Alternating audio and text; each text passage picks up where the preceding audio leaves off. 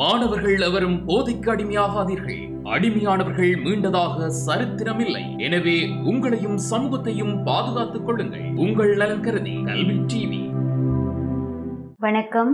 Don டிவியின் கல்வி தொலைக்காட்சியூடாக இணைந்திருக்கின்றோம். போன கிளாஸ்ல நாங்க சாஸ்திரிய நடனங்கள்ல பரதநாட்டியம் பற்றின விடயங்களை பார்த்தோம். இந்த கிளாஸ்ல சாஸ்திரிய நடனங்கள்ல காணப்படுற கதகளி தொடர்பான விடயங்களை பத்தி பார்க்க போறோம். கதகளி இது கேரள மாநிலத்துக்குரிய ஒரு நடனமா, சாஸ்திரிய நடனமா காணப்படுது. இந்த சாஸ்திரிய நடனமும் பரதநாட்டிய சாஸ்திரத்தை அடிப்படையாக வச்சு கொண்டு விதிமுறைகள் அமைக்கப்பட்டு அதற்கூடாக தன்னுடைய இயல்பான நடவடிக்கைகளை கொண்டு செல்லப்படுற ஒரு நடனமாக தான் காணப்படுது. இதில் இந்த நடனத்திட தோற்றம், நடனத்திட ஆங்கீகம், ஆகாரியம், சாத்விகா அபிநயங்கள் போன்ற அபிநயங்கள் பற்றியும் இந்த நடனத்தின் சிறப்புகள் பற்றியும் பார்க்கலாம் என்றிருக்கிறோம்.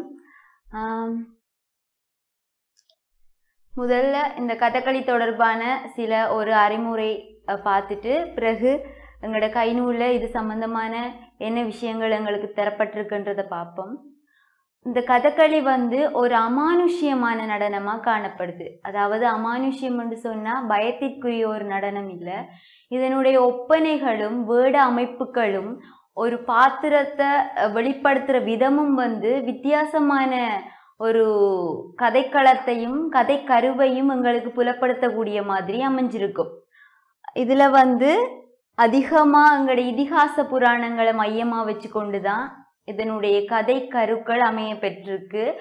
அதில் இந்த நடனம் எதை அடிப்படையாக கொண்டு அமைஞ்சிருக்குண்டா, நல்ல விஷயங்கள் மேலோங்கவும் நல்ல விஷயங்களும் கெட்ட விஷயங்களும் போர் செஞ்சு அதில் கெட்ட விஷயங்கள் தாழ்ந்து போய் நல்ல விஷயங்களை உலகத்துக்கு அறிமுகப்படுத்தக்கூடிய மாதிரியும் நல்ல விஷயங்களை உலகத்துக்கு கொண்டு சேர்க்கக்கூடிய மாதிரியும் இந்த கதகளி என்ற நடனம் காணப்படுது. இதில் முக பாவம் என்றது மிகவும் நுணுக்கமான ஒரு விஷயமா காணப்படுது. முக பாவத்துக்கூடாகத்தான் அநேகமான விஷயங்களை சொல்லுவாங்க. அதுலேயும் எங்களோட முகத்தில் இருக்கிற தசை நார்கள அசைவுகள் இந்த நடனத்தில் அந்த தசை நார்களுக்கான அசைவுகள் மிகவும் அதிகமாக பயிற்சி அளிக்கப்பட்டு அதனூடாகத்தான் அதிகமான வெளிப்பாடுகளை எங்களுக்கு அறியத்தரக்கூடியதா இந்த கதகளி நடனத்தில் அமைக்கப்பட்டிருக்கு. பார்த்தோம்னு சொன்னால் இந்த கதகளி நடனம் முதல்ல எங்களுக்கு தோற்றமும் இதனுடைய வளர்ச்சியும் தந்திருக்காங்க. அதாவது தென்னிந்தியாவில் உள்ள கேரள மாநிலத்திற்கே உரிய சிறப்பான நடனம் கதகளியாகும். இந்த நடனம் தென்னிந்தியாவை சேர்ந்தது. தென்னிந்தியாவில் இருக்கிற கேரளா மாநிலத்தில் தான் இந்த நடனம் மிகவும் சிறப்புற்று விளங்குது. அதாவது கேரளா மாநிலத்தில் 2 நடனங்கள் எங்களுக்கு பிரதானமாக கொடுக்கப்படுது. அது என்னென்ன நடனங்கள்னு சொன்னால், ஒன்று கதகளி, மற்றது மோகினியாட்டம். இந்த கதகளி தாண்டவ தன்மையுடைய ஒரு நடனமாகவும் மோகினியாட்டம் லாஸ்ய தன்மையுடைய ஒரு நடனமாகவும் காணப்படுது. இந்த நடனப்பாணி இந்தியாவின் தென்மேற்கு பகுதியிலே பரவியுள்ள பல நடன மரபுகளிலிருந்து தோன்றியது என்று சொல்லலாம். அதாவது இது எங்கட பரதநாட்டியம் எப்படி கூத்து, குனிப்பு, ஆடல் இப்படியெல்லாம் இருந்து வளர்ச்சி அடைந்து வந்ததோ அது மாதிரி இதுவும் ஒரு சம்பிரதாய, ஒரு சமய வழிபாட்டுடன் தொடர்புடைய நடன வகைகளில் இருந்து வளர்ச்சி கண்டு இப்பொழுது கதகளி என்ற ஒரு பேரை மையமாக வச்சு கொண்டு வளர்ச்சி அடைந்த ஒரு நடனமாக இந்த நடனம் காணப்படுது. பழங்காலம் தொட்டே கேரளா அரங்க கலைகளுக்கு ஒரு இருப்பிடமாக இருந்தது. இவற்றில் சில பூரணமாக சடங்கியல்பு உள்ளவை. இவை தேவதைகள், ஆவிகள், காலஞ்சென்ற வீரர்கள் இவர்களை வேண்டிக் கொண்டு நிறைவேற்றுவதாகும்.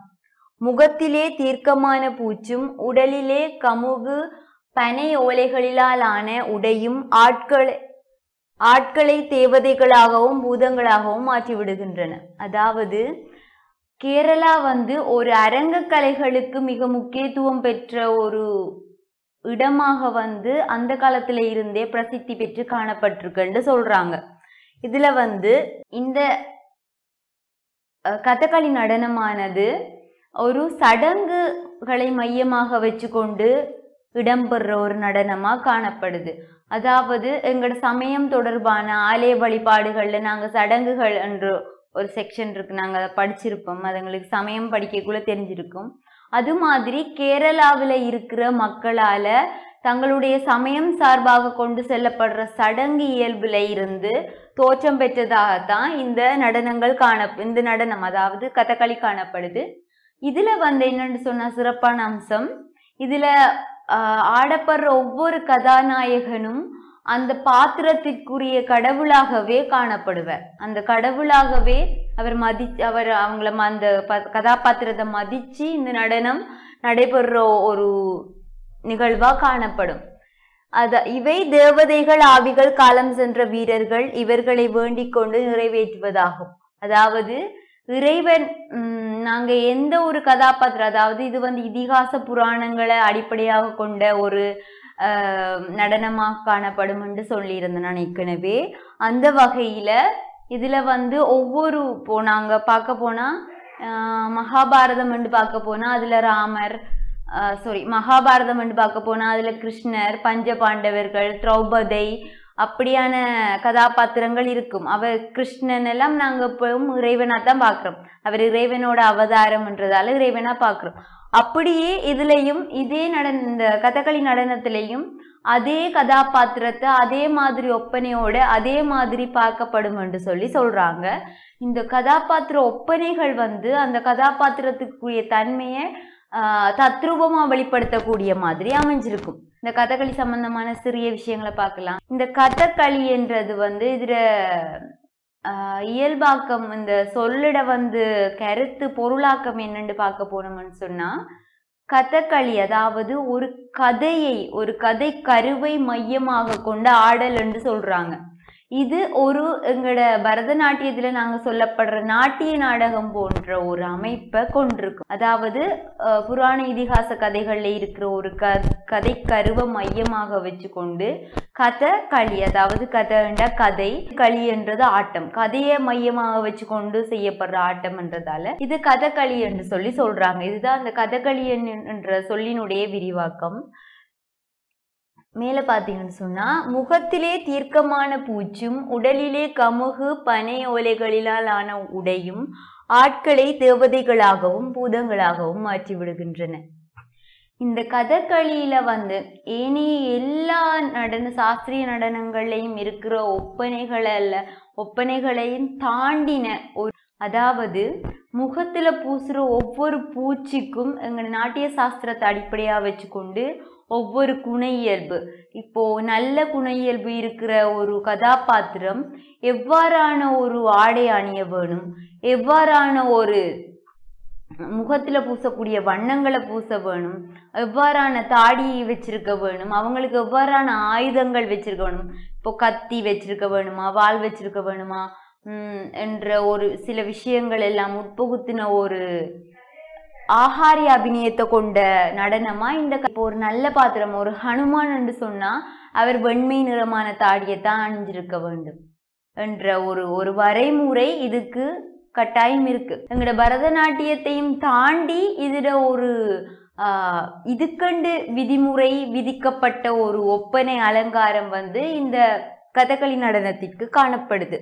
நாங்க முதல் ஆடல், கூத்து, குனிப்பு போன்ற விடயங்களை வச்சு கொண்டு எங்களோட பரதநாட்டியம் வழி செய்யப்பட்ட மாதிரி இதுல கூத்து, ஆட்டம், பகவதி, காளி போன்ற வடிவங்கள் அவங்களுடைய சடங்கு இயல்பினூடாக ஆரம்ப காலத்துல இருந்து நடிக்கப்பெற்று வந்த நடனங்களா காணப்படுது.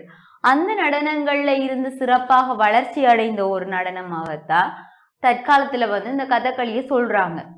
அதாவது ஆட்டம், பகவதி, காளி போன்றது ஒவ்வொரு ஆட்ட வகைகள், இது எல்லாத்தையும் சேர்த்து உண்டா கதகளி நடனம் காணப்படுகின்றது. இது அதிகமாக கேரளாவில காணப்படுற கண்ணனூரிலும் அதற்கு அருகில் உள்ள மாவட்டங்களிலும் பரவி இருக்குதாம். கேரளாவில கண்ணனூரிலும் அதற்கு அருகில் உள்ள மாவட்டங்களிலும் பரவி இருக்குதாம்.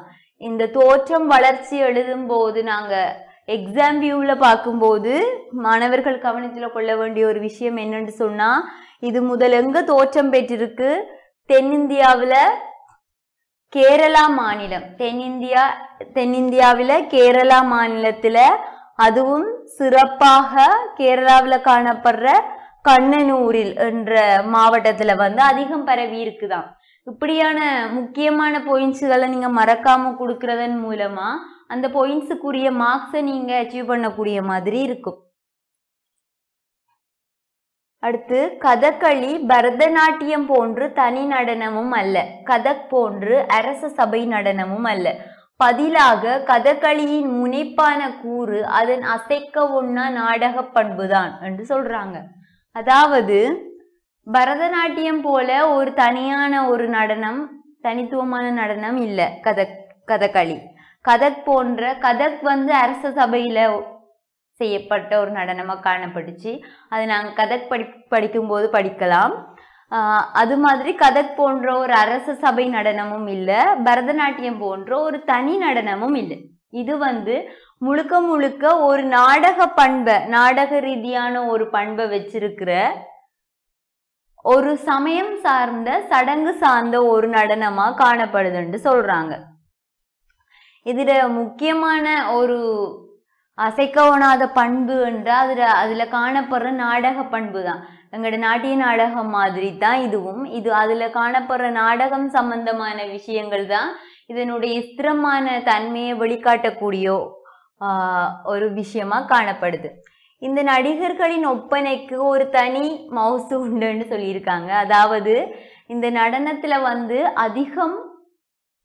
அதிக முக்கியத்துவம் கொடுக்கிறது அந்த ஒப்பனை தான். அந்த ஒப்பனைகள் என்னென்ன, ஒப்பனைகள் எப்படி இருக்கும் என்று சொல்லி நாங்க பார்ப்போம்.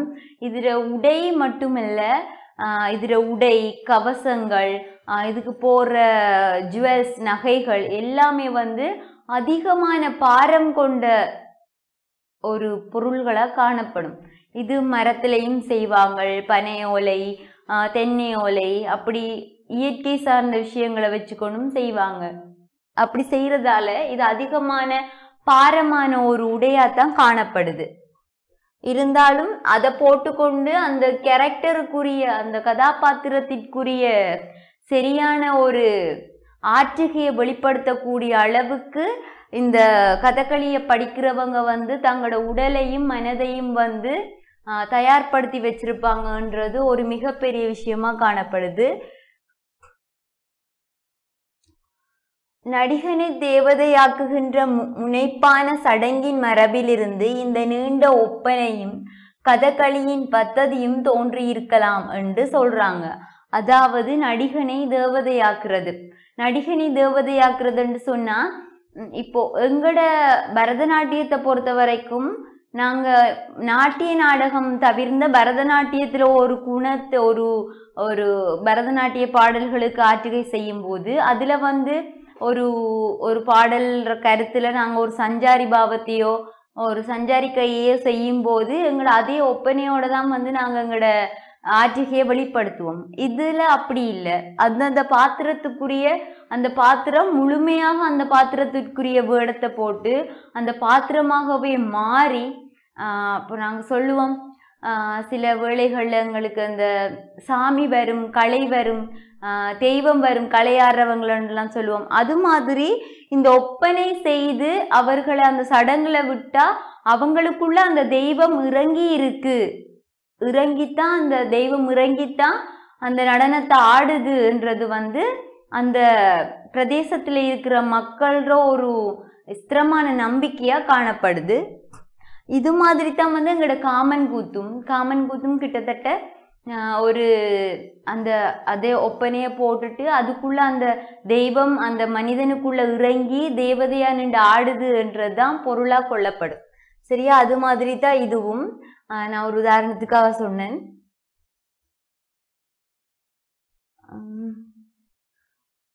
அது இதுல இருந்து இந்த சடங்கு அந்த இப்படி தேவதையாக்குகின்ற ஒரு மரபுல இருந்து இந்த கதகளியிட ஆரம்பம் தோன்றி இருக்கலாம் என்று சொல்லி சொல்றாங்க.